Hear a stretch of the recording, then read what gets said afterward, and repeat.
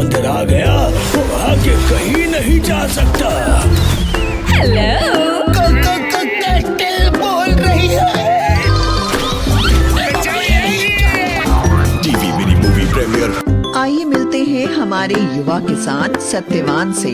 शहर से पढ़कर आया ये नौजवान वैज्ञानिक तरीकों से खेती करता है और भरपूर फसल उगाता है। मिट्टी से सोना उपजाता, सारे जग की भूख मिटाता। अब किसान हो गया ताकतवर, टेक्नोलॉजी आई है घर घर। और ये है सत्यवान का पड़ोसी किसान किशन लाल। अब तक मैं अपने बाप दादा का नाम रखने के लिए खेती करता रहा, पर अब मुश्किल बढ़ गई है। गांव वाले कुछ भी कहें, इज्जत से खाली पेट नहीं भरता।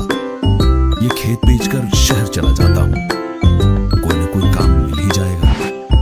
रामू और हरिया भी तो वही है।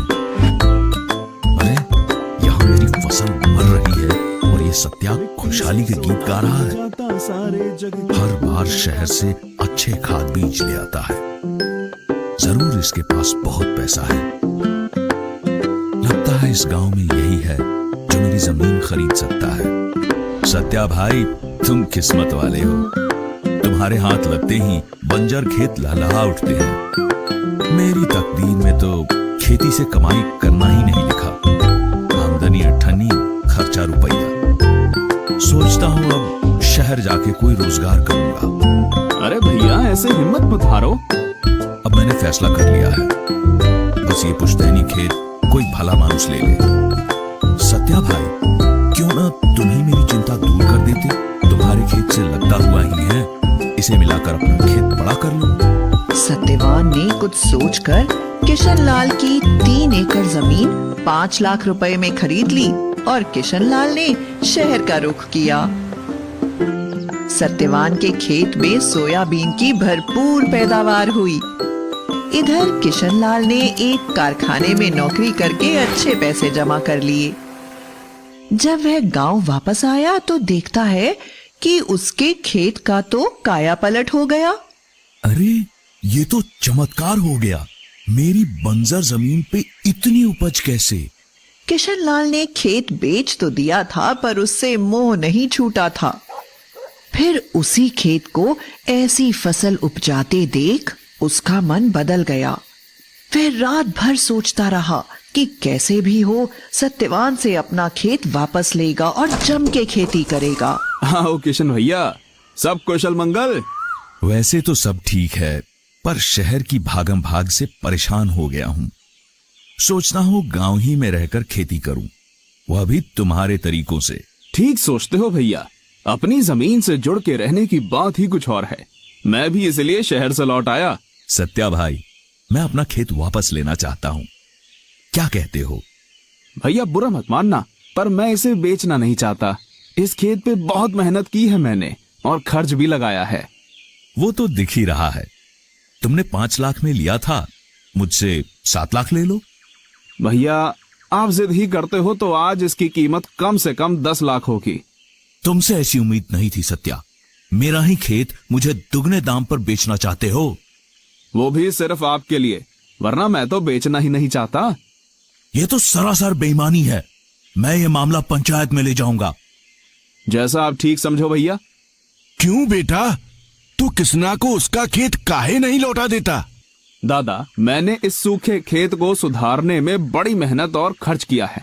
मैं तो बेचना नहीं चाहता था, पर किशन भैया अड़ ही रहे हैं, तो उचित कीमत तो लूंगा ना। लालच की हद होती है। 5 लाख की जमीन के 10 लाख मांग रहे हो।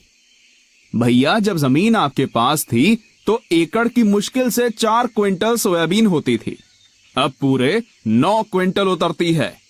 भैया ऐसा भी हो सकता है क्या? ऐसा भी हो सकता है? अरे मुझे तो यकीन ही नहीं होता। हैं? इतनी उपज तो हमने कभी ना देखी ना सुनी। ये तुमने कैसे किया? इसकी मदद से। फोन से? वो कैसे? मैंने इसमें एग्री सेंट्रल ऐप डाला। इस ऐप में बुआई से लेकर फसल बेचने तक हर कदम पर सच्ची और अच्छी जानकारी मिलती है। बस मैं एग्री सेंट्रल की सलाह अपनाता गया और पैदावार बढ़ती गई। सरपंच जी, मेरा फैसला। अरे तुम रुको भी।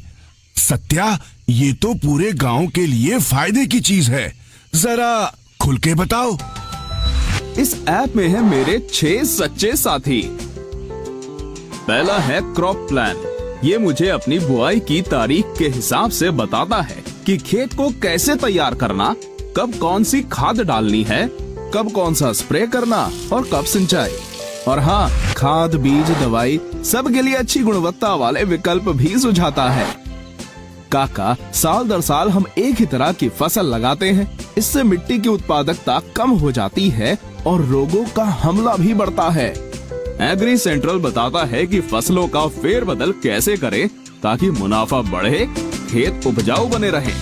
पर मैंने तो हर साल अलग फसल लगाई, महंगी खाद और दवा भी डाली, पर ऐसी फसल कभी नहीं हुई। आपको पत्तियां जली हुई दिखाई देती थी तो आप उन पर झुलसा रोग की दवा छिड़कते थे, पर असल में आपके खेत की मिट्टी में कीड़े थे जो फसल को जड़ से खा रहे थे।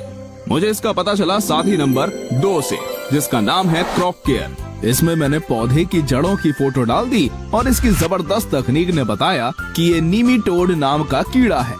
फिर उसका उपचार भी बताया। आज खेत में कीड़ों का नामो निशान नहीं है।